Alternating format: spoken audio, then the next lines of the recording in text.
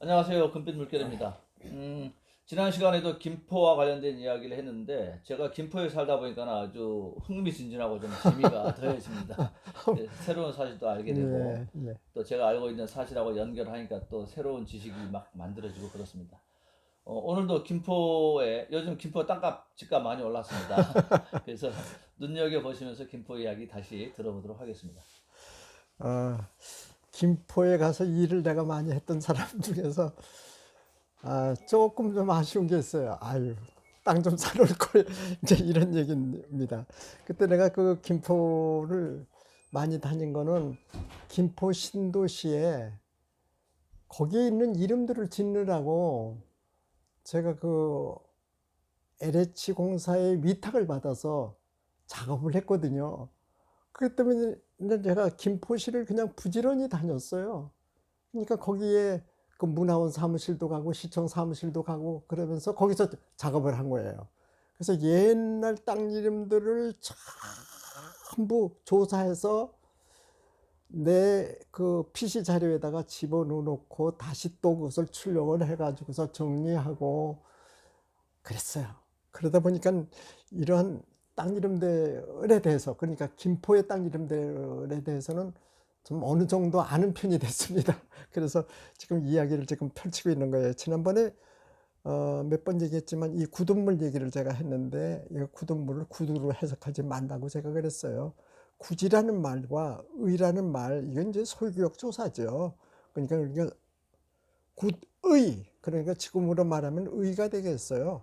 그것이 이제 바로 구둣물 된 건데, 사실은 그것을 의역을 하다 보니까 구동이 운물의 뜻에 감정동 이렇게 나온 거죠. 이 감정의 이 감이 이게 구덩이 낮은 지역의 의미고, 요건 운물의 뜻을 갖습니다.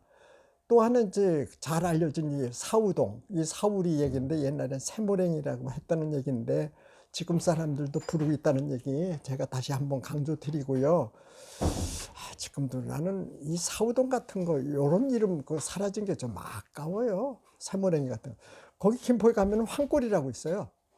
근데 요걸 좀 주의해서 보세요. 황골이라고 해서 이게 황에다가 힘을 주고서 그것을 뜻을 풀려고 애를 쓰지 마세요. 그 황이라는 말은 어떤 말에서 변했을까까지 우리가 생각을 해놓고 우리가 땅 이름에 접근을 하셔야 돼요. 그러고 보면 그게 이렇게 됩니다. 한골이라는 게 있죠. 한이 바로 뭡니까? 이게 크다는 의미거든요. 그럼 한골이 뭐예요? 큰 마을 이런 뜻이 되겠죠. 큰 마을이란 얘기예요.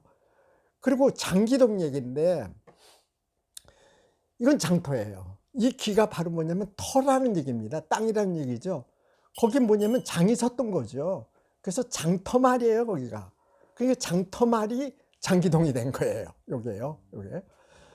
그다음에 이제 감암리라고 있는데 지금 감바위가 있는데 요건 좀 그 김포 사람들이 신성시 하더라고요. 보니까. 왜냐면은 그 묘한 바위가 있는데 그 한강가에 이렇게 받쳐져 있는데 김포를 보호해주는 듯한 그런 바위. 그 신령스러운 바위라서 감이라는 게 그게 신령스럽다는 그 의미를 갖기도 하거든요. 감이 큰이라는 의미도 갖지만 신령스럽다는 의미도 가져요. 그렇기 때문에 감바위 하면은 뭐라 그럴까? 신적인 바위, 신령스러운 바위. 그런 바위로 해석을 해야 되는 거예요. 거기가 바로 감바위, 이게 한자라는 게 감암리고요. 요새 말로 말하면 감암동이 되는 거죠. 이 풍무동은 지난번에 말씀드렸듯이 이것은 음역을 해야지 의역을 하지 말라는 말씀을 제가 강조해 드리는 거예요. 풀무처럼 생겼다고 하는데 그 풀무라고 생각하지 말고 그것은 하나의 그 풀이 있는 쪽에 그 물이 흐르니까 풀무골로 옮겨진 관계에서 다시 이제 한자의 음차로 가다 보니까 이렇게 갔다는 거, 그 말씀을 제가 드리고 넘어갈게요. 그래서 이제 김포는 급하다 하는 얘기를 제가 이제 말씀을 드릴 건데, 근데 김포를 얘기하면서 제가 지금 꼭 하고 싶은 얘기가요. 김포는요, 산이 많지 않습니다. 그리고 벌판이 많고요. 산이 있다 하더라도 산이 낮아요. 거기 내가 그 운유산인가 거기도 가봤는데 그게 높은 산이 아니에요. 그건 뭐 평지의 작은 언덕이지 그런 큰 산이 아니고 김포에서 있다고 하면은 저 북쪽에 올라가 가지고 조그만 그 한남정맥에 한 산이 있을 뿐이지 전체가 이게 평지예요.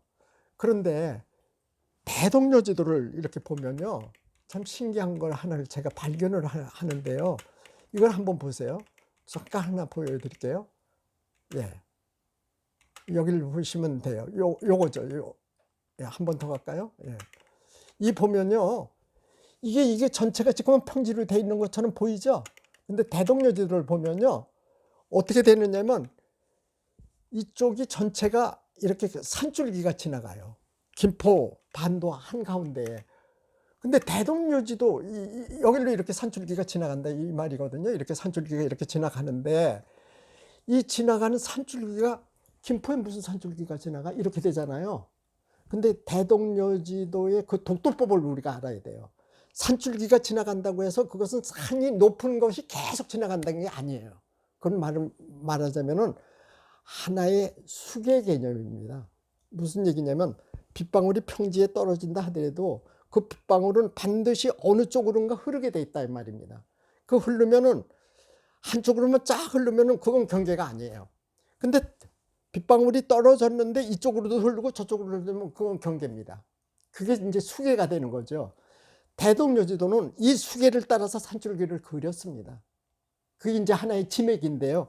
그래서 김포평야에는 저 문수산 쪽으로 가는 그 한남정맥을 갖다가 하나의 큰 산줄기를 이어 그렸어요.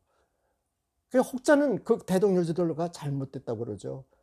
김포에 무슨 산줄기가 지나간다고 그렇게 문수산까지 산줄기를 그렇게 길게 그려놨느냐고. 잘못된 말씀이에요. 그건 산줄기라기보다는 하나의 수계 개념으로, 그러니까 물줄기의 경계 개념으로 보시는 거예요. 그러니까 그 잘 아는 제 지인 중에서 한 사람은 대동여지를 연구한 사람이 김포를 연구를 했는데요. 이 한강이 여기 있어요. 이쪽이 서해 바다입니다. 여기가 강화도가 있고요. 그래서 이쪽 동쪽에서 이쪽으로 갈 때 대동여지도는 산줄기가 여길 지나갔으니 진짜 산줄기가 있나 보자 하고 자전거를 타고 갔답니다. 일부러 이렇게. 그러니까 횡단을 한 거죠. 이렇게 산줄기를 갔대요. 근데 여기가 아닌 것 같아요. 여기 조금 남쪽인 것 같은데 그래 횡단을 했는데 어느 부분에서 페달을 밟는데 힘이 가더랍니다. 근데 어느 지점 지난 데부터는 페달을 놔도 자전거가 내려가더라는 거예요. 아, 그래서 그분이 깨달았다는 거죠. 아, 내가 지금 지난 부분이 바로 수계구나. 산줄기가 지나는 부분이구나. 지맥이구나. 대동여지도에서 산줄기를 그렸다는 부분을 내가 지났구나. 이걸 알았다는 거죠. 김포는 그런 지역이에요. 대부분이 산줄기가 하나 지나가지고요. 예, 이건 좀 재미나는 부분이죠. 평지에도 산줄기가 지난다. 이게 대동여지도의 개념인 겁니다. 이제 이 다음 이제 이걸 보면은 우리가 이걸 봤잖아요. 이걸 봤잖아요. 김포군이었죠. 그때 봤을 때 면수가 몇 개 있다고 하면 9개가 나와 있다 이거죠. 이게 일제 때 얘기입니다. 그리고 리동수가 몇 개냐면 88개가 있다 이거죠. 그런데 그 중심은 어디냐 딱 나왔어요. 군내면. 그 지역이 북변동 그 일대라는 거죠. 감정동 그 일대라는 얘기죠. 그 일대가. 그러고서 그 군내면의 북변리에 뭐가 있었어? 김포군청이 있었다. 이런 얘기입니다. 예, 이게 이제 보는 방법이에요, 우리가요. 이렇게 해서. 그래서 이제 김포에 대해서 이제 어느 정도 알게 됐기 때문에 조금 지나가 볼 텐데요. 여기를 한번 볼까요? 이제 요거 한번 이렇게 보면은 요게 한강 아니겠습니까? 이게 한강 아니에요?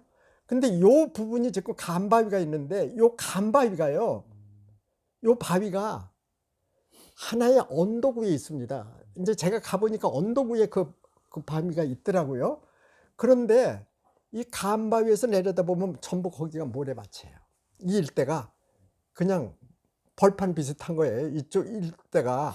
그러니까 그쪽에 이제 운양동 뭐 그 일대가 되고 그 위쪽에는 발매라고 그 벌매라고 있어요. 거기 그 일대가 이게 모래밭이거든요. 여기가. 그럴 때 한강 쪽으로 나가 있는 이 바위를 김포 사람들은 신성시하게 본 거예요. 그래서 이름이 보통 바위가 아닌 감바위라 이거죠. 감. 우리가 임금할 때 금자 쓰는 거하고 거의 비슷해. 임검. 예? 감. 요거는 신성하다 그런 말이죠. 여기가 그래서 감암동 이렇게 불렀던 그 지역인데 그 아래쪽으로 걸포리가 있고 감정리가 있고 그 아래쪽으로 또 동남쪽으로 내려가면은 세모랭이가 있고 세모랭이의 현재 지명이 사울인데 사울이라는 말 자체가 세모랭이를 의역을 한 거다 이거죠. 사는 바로 모래를, 우는 모랭이를, 모퉁이를 얘기를 한 거라서 그래서 사우동이라 했다 얘기죠. 풀무는 제가 얘기한 거와 같고요. 그래서 얘기를 하다 보니까 이제 김포가 그 벌판이라는 그런 얘기를 제가 했잖아요. 이 벌판이 경기도에서는 보통 이제 평야라고 그럽니다. 무슨 평야 그러죠. 그래서 경기도의 평야를 3개만 제가 알려드리고 얘기를 끝낼게요. 경기도에는 큰 평야가 3개 있습니다. 하나는 지금 얘기한 김포평야 이겁니다. 근데 이 김포평야를 아울러 가지고 부평평야하고 같이 묶어서 얘기하는 사람도 있습니다. 그래서 김포 쪽에서 한강을 건너가면 이제 고양시 땅이 되잖아요. 근데 김포평야를 갖다가 어떻게 그리느냐 하면은 일지지도를 제가 봤더니 김포에다가 이렇게 동그라미를 그린 게 아니고요. 고양시까지 같이 그렸어요. 그러니까 거기까지가 강 건너의 그 평야까지도 다 김포평야에다가 묶어 놓아버린 거죠. 그러니까 고양시의 평야 일부도 김포평야의 일부로 들어간 겁니다. 그 다음에 어디 있어요? 여주평야. 또 이제 3번째가 안성평야. 보통은 이제 평택평야라고도 하는 안성천 유역의 평야예요. 경기도에는 이렇게 3군데의 평야가 있었습니다. 그리고 이제 그 우리가 잘 알고 있는 이 한남정맥이에요. 한남정맥이 지나는 부분이 바로 이제 김포 땅 부분인데 그 일대에서 그 유명한 데가 바로 통진 쪽이고요. 통진에 가면은 그 정자가 이렇게 세워져 있어요. 그것을 안내하는 분을 투지를 따로 안 놨어요. 오는 사람들이 많지 않기 때문에. 그래서 이분은 누가 오면은 가끔 나와가지고 설명을 해주시는 분인데 유지만 선생이라고 김포의 향토학자로 아주 유명한 사람입니다. 그날도 찾아가는 날 이렇게 그 서울에서 온 손님한테 열심히 그 문수산 일대를 설명을 하고 있는 그런 부분이고 지금 저기 보고 있는 저 내가 바다겠어요? 강이겠어요? 하고 물어보는 거예요. 이게요. 내도 아니고요. 강도 아니고요. 이건 하나의 바다처럼 이렇게 보는 겁니다. 염해라고 그러나요? 염소라고 그러나요? 예, 염하라고도 그러는 건데 사실은 이거는 이쪽으로도 튀었고 저쪽으로도 튀어 있는 말하자면 강이 아닌 저쪽이 이제 섬이니까요. 염수, 염해라고 하는 하나의 바다의 일부라고 보는 겁니다. 그걸 지금 설명하고 있는 부분입니다. 네, 오늘은 뭐 여기까지 하는 것도 좋고요.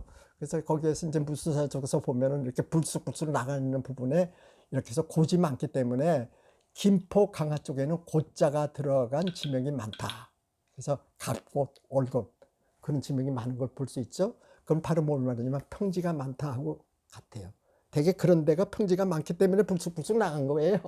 예, 여기까지 오늘 말씀을 드렸습니다. 고맙습니다. 예, 고맙습니다. 예.